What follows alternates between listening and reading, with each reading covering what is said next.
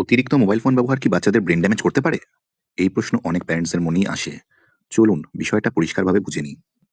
আজকাল বাচ্চাদের মধ্যে মোবাইল অ্যাডিকশন এত কমন হয়ে যাচ্ছে কেন? খাওয়ার সময় কি আপনার বাচ্চার মোবাইলের দরকার পড়ে?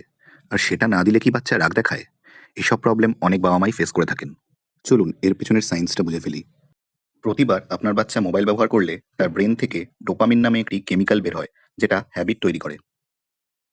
টাইমের সাথে সাথে ব্রেন এই হ্যাবিট বা রিওয়ার্ডটা প্রত্যাশা করতে শেখে, আর ফোন না পেলে আনকমফোর্টেবল ফিল করে।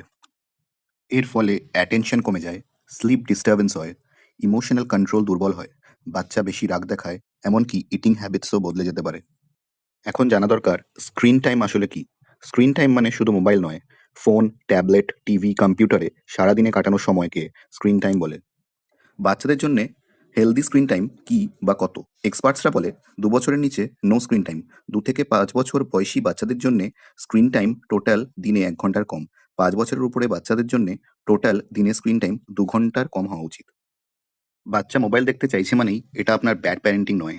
এখনকার দিনে মোবাইল অ্যাপস এমনভাবেই ডিজাইনড যে এগুলো শুধু বাচ্চা নয়, অ্যাডাল্টদের মধ্যেও অ্যাডিকটিভ। তাহলে এখন থেকে বাচ্চাদের মিলসের সময় no screen time, daily fix screen time রাখুন। গল্প বলা ও কথা বলার অভ্যেস করুন। না, বাচ্চারা মোবাইল ব্যবহার মানেই ব্রেন ড্যামেজ নয়। সীমিত এবং পরিমিত মোবাইল ইউজ করলে ক্ষতির চান্সেস অনেক কম। মনে রাখবেন, you are not failing as a parent. আপনি এই নিউ ডিজিটাল ওয়ার্ল্ডে নতুন করে শিখছেন।